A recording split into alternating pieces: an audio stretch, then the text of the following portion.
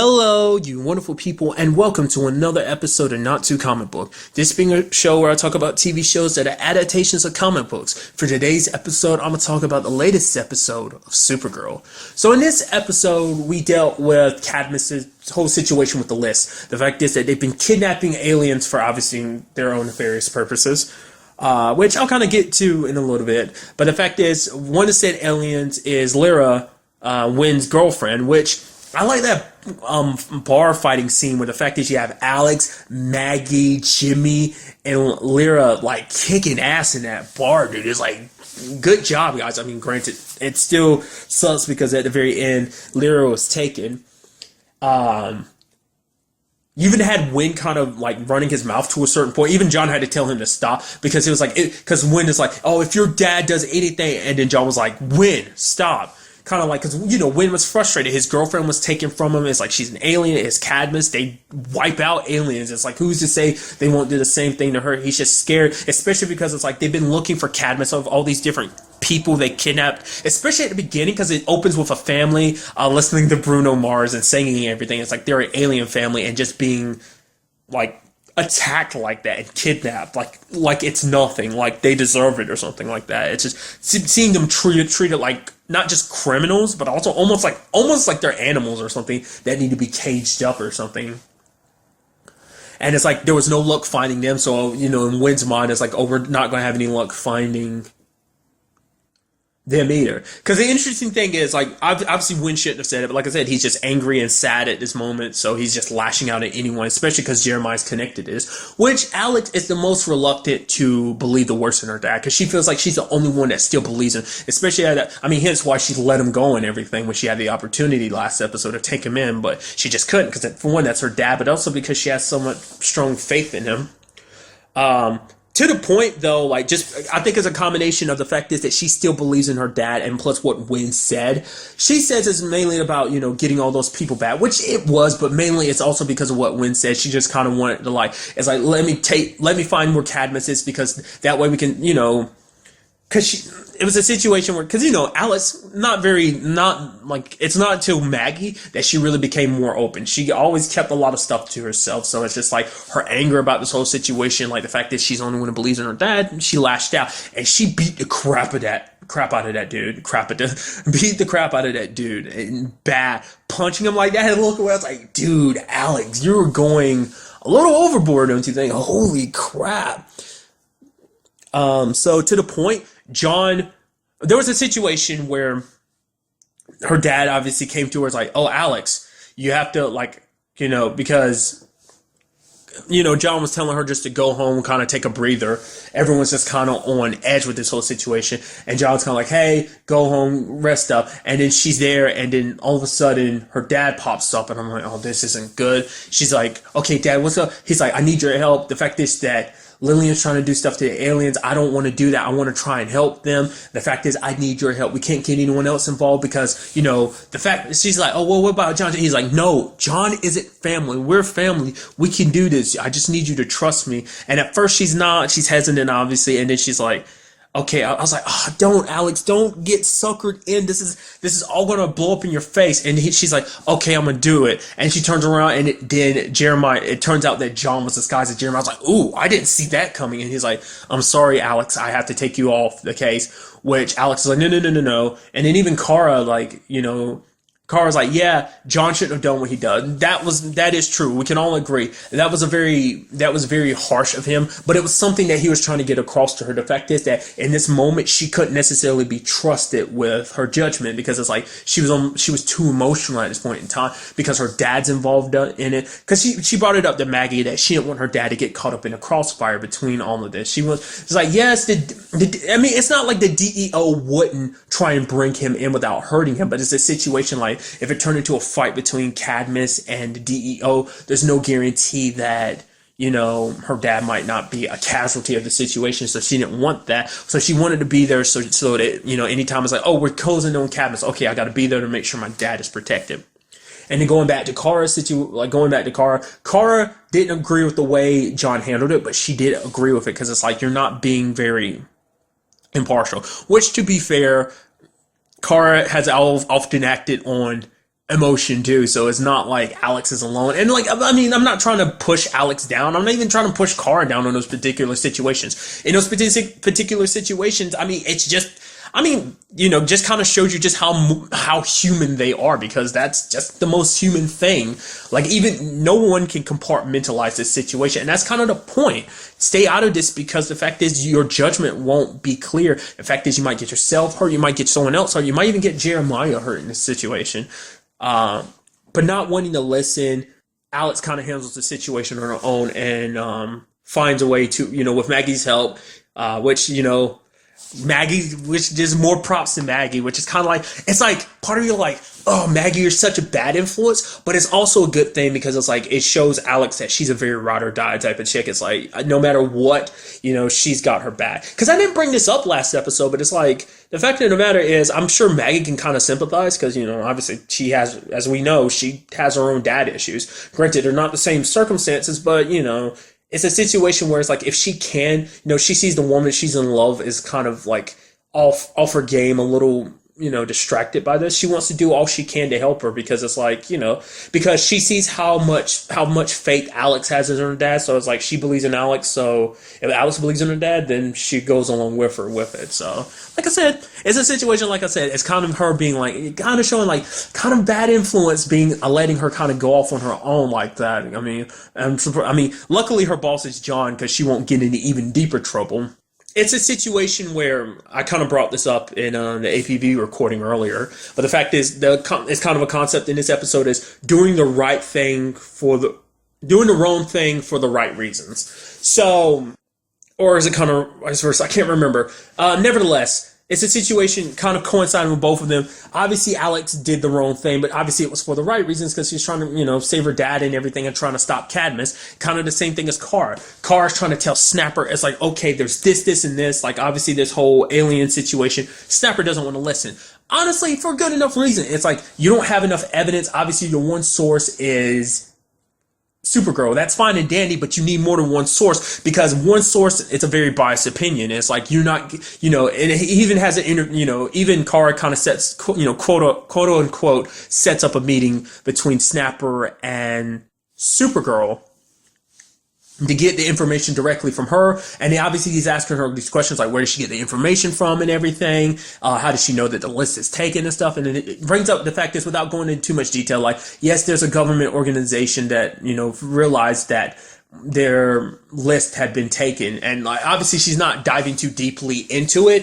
But Snapper's like, because Snapper's point of view is the fact is that it's kind of an all or nothing type of thing when it comes to journalism. The fact of the matter is, you have to, either you give all the details or you don't, because the fact is, even the smallest details, when you hold back in these type of situations, when you put out something kind of half-assed to a certain extent, that means there's more stuff that can come back later on, more information that can come out later on to kind of poke holes. It's like kind of showing the fact is that they didn't do their due diligence. So, Snapper's very particular, like, no, we get all the facts and all the information out there first, because the fact is, I think Snapper kind of believes in the fact is that letting everyone know everything, no more, like, no secrets and stuff like that. Obviously he understands that there's reasonings why she can't dive too deeply into why and where she got the information, because it's connected to the government and stuff like that. But the fact, because the DEO is a very off the books government agency, so it's like, can't let everyone officially know about it.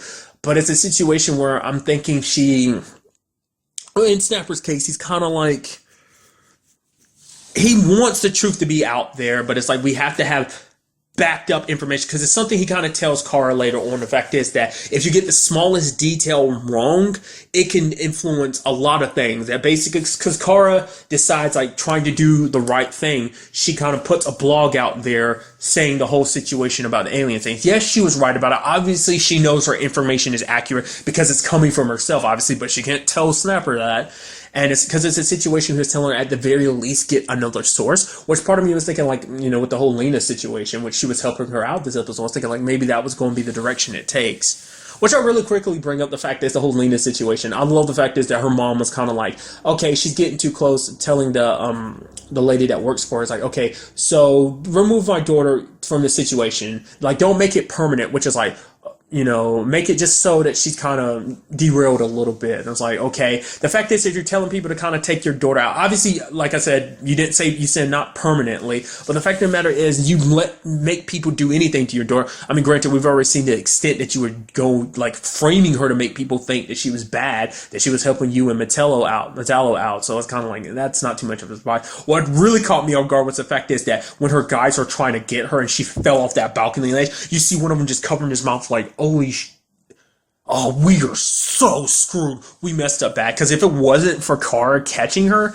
the question is, what would her mom have done? I mean, obviously her mom be sad. I mean, I see obvious, but it's like, it's hard to say with Lillian, dude. Like, woman seems like she's cold as ice on some points, but it does seem like in her own weird, twisted way, she does love her daughter. Like, I don't know. But getting back to it, Kara did the whole blog thing, and Snapper ended up firing her for it. And it's like, yes, it's understandable. Like, Snapper was all in his rights from a legal standpoint. The fact is, doing what she did breached her contract and everything. And also, it's very unprofessional. Because like he was saying, like, the fact is, she got lucky this time. Like I said, once again, she's getting information from her own self, so it's not like she needed to be lucky. So she was 100% right. But it's a situation where you have to back up your facts. Because if you get anything wrong, that could determine a lot of things. Because the fact is, like, if she was wrong in this particular case, for example, that something like that wasn't happening, you get all these aliens and people panicking for something that turns out not to be the case. Maybe it's not this,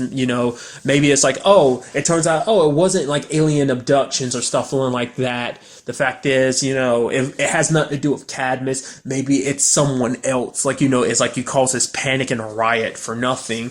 You're misinforming people about what's going on. So, because eventually that could be like, maybe some people could use this as an example of being like, oh, the fact is you wanted to say spit on Cadmus, being like, oh, they're this bad organization and everything. But here you are making these lies up because they have absolutely nothing to do with these aliens disappearing. Just to use that as just kind of a broad example. So it's sad because on multiple levels, one, Snapper's like, I had so much faith in you. I really believed in you. And you just, he looks so disappointed in her. That's the real kicker. And for Kara, it's also about the fact is that she really loved that job. She could find something else to do, but it's like, she helps a lot of people as Supergirl, but she said something I really liked in this episode. Like, Supergirl is what she can do. Kara is who she is. And it's, because like, I've brought it up when I've discussed this show before. It's like Supergirl and Kara are just as much important to her identity. No one outweighs the other. Yes, she does a lot of great things as Supergirl, but Kara is also a part of who she is, and she wanted to do good with that too, to tell people the truth. That's why she did it. Like, obviously, she shouldn't have done it because Snapper told her not. I mean, that's a very bad thing to do under her circumstance. But it's a situation, like I said, with the whole Alex situation. Doing what you believe is right, which I knew it was going to come back to bite her. I didn't know it was going to come back to bite her that hard. Should have definitely known something was heavy coming when everyone was looking at her, and even Carl was kind of noticing that. So, but also we ended up finding out more about Jeremiah's reasoning, and as I guess, it's because of Alex. Once again, it's like, oh, because they threatened you and your sister, which is like, Alex is kind of like, the fact is we can handle ourselves. So it's just like, I brought it up before, it's like, Kara's there. Like, granted, they don't know that Kara is Supergirl, but it's like, and Alex is no pushover either. But, like, once again, your other daughter is a superhuman alien, so it's like, superhuman alien, I don't know why I phrased it like that. An alien with superhuman strength. Like, she's very powerful. Like, as Lillian likes to constantly remind you, it's like, oh, she's basically a god amongst men. So it's a type of situation where it's like, she'd be able to handle herself. But, I mean, obviously, they do have a lot of stuff under their arsenal where it's like, obviously, they'd be targeting Kara. But it's a situation where it's like, so you think, because even Alex kind of puts it out, so you think we'd want you to hurt other people for the sake of trying to, hurting all these other people, doing these bad things, helping them out and everything for the sake of protecting us. It's like, no, we're a family. We've looked out for each other. Because it turns out Jeremiah was able to kind of make a deal with Lillian instead of killing the aliens, which obviously she wanted. The whole spaceship thing, which is called Project Exodus, apparently that was all about teleporting them off planet. Which for Alex is saying, like, that's not a viable option for a lot of them. Earth is kind of like, like anyone immigrating here for a new start, because some of them can't have very, maybe, for example, their planet is dying. Maybe they, It'd be like the same thing with like Kara. It'd be like shipping Kara off planet. It's like, for what? Kara has nowhere else to go but Earth. Earth's the only other home she has. Her original home, Krypton, is gone, so there's nothing there for her. So being shipped off wouldn't do anything for her. So that's why I was saying, like, I mean, I knew there had to be a lot more to it. And it's like, you can understand his reasonings, but he shouldn't have done that. He should have come to them for help. It's like, I mean, it's a situation where Lillian has outright, she's like, oh, the fact is you do this, you help out your family, Jeremiah, I'm declaring war on them. And she's like, but Alex is like, we can protect each other, we can be there for each other. So, I mean, sadly, Jeremiah wasn't able to get away, mainly because Hank, Cyber Superman, gotten away. So things definitely aren't going to go well for him now that he's still in Cadmus's clutches. But the thing I was going to say too is I'm surprised Cadmus would go along with that. Lillian despises aliens. Why would you be so willing to let them just go? Like, this isn't like this is her first time trying to eradicate aliens. Her original plan was like to release that thing into the atmosphere to basically kill aliens. So it's like, why would you be so willing to do that? I mean, I guess it's like, if it means getting Jeremiah's help, willingness to help, then I guess it's a situation where it's like, okay, she can bend the rules. Because I guess as a mother too, it's like, I understand what it means, to be a parent and wanting to protect your child. I was like, oh, I do the same thing for mine, which is kind of weird comparing her relationship to the Danvers relationship with their children. But nevertheless, it was just kind of interesting to me. I guess for her, it's all about bringing back the purity that is Earth. Once again, it's like, it's not like humans are that pure. It's like, it's not like we don't have a very messed up, destructive past. But whatever. I guess to her, it's just as long as she can get the human race back to being pure, it's fine and dandy. I mean, it's like, even, like, it seemed like this was just the beginning step. I guess, like, she was planning to, it's like, if this worked out 100%, then she start with other aliens too, shipping them off too. I don't know, like, where this really would have stopped. I mean, where does she plan to go from here now? I mean, like I said, she still has Jeremiah, and she's just going to force him. I mean, granted, since he's going to be less willing to now, I wonder what that means. And I brought this up last week's episode. I left it in a comment, but I feel I might as well reiterate it here, just in case, obviously, anyone that might listen to this might not see it. But I brought up the fact this last episode, Jeremiah brought up the fact is he knows who Mon-El is, and it's like, oh, it'd be a bad thing if Kara found out. And it's like, wait, how do you know? Obviously, you probably found out from Cadmus, but how did even Cadmus know? Like, how do you know stuff like that? I guess it's a situation where it's like, know thy enemy, or not unless they know someone, they've captured some alien who knows who Mon-El really is. And it's like, oh yeah, you hit that guy Mon-El? Yeah, I know exactly who he really is. And I bring that up because obviously at the end of the episode, we see Kevin Sorbo, aka Hercules, apparently him and this lady, so I'm guessing it looks like a king and queen situation. There are aliens coming here. I assume they're the same ones that have been looking for Mon-El. I'm chalking it up. I'm current thoughts kind of putting out there, obviously, because they look like a king and a queen. I'm wondering, are they Mon-El's parents? He says he's a Daxamite, which I assume he wasn't lying about that because he knows so much about Daxam and how he was shocked to find out about Daxam. So, but maybe, obviously, like I said, Mon-El's whole story about how he got away, who he really is, obviously we already know there's more to that, but he said he was originally a guard and everything. But it's like, is him getting away under those particular circumstances real? Because I always chalked it up that, like, hey, the person he said was the prince was helping him out was actually the royal guard. Obviously he was the prince and he was able to get off, like, the planet that way.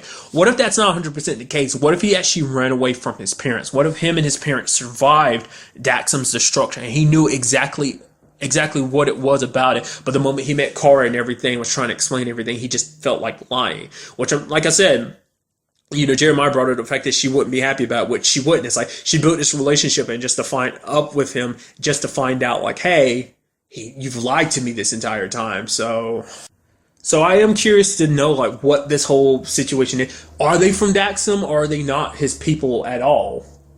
Is there a lot more to this? I mean, obviously there's a lot more to it, but like, is it like, I don't know. It just seems like I feel like them being his parents might be too simple, and they're like, maybe, I don't know. Cause it also seems like they're also like Kara too.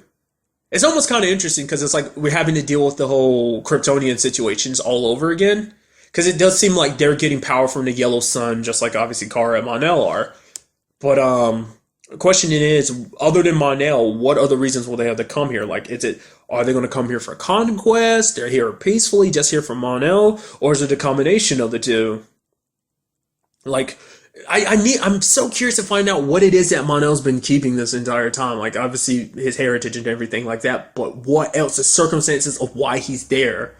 Like, I feel because I want to know how much of his life is a lie. Like it's brought up. Like I said, is he really a Daxamite? Or is he lying about that?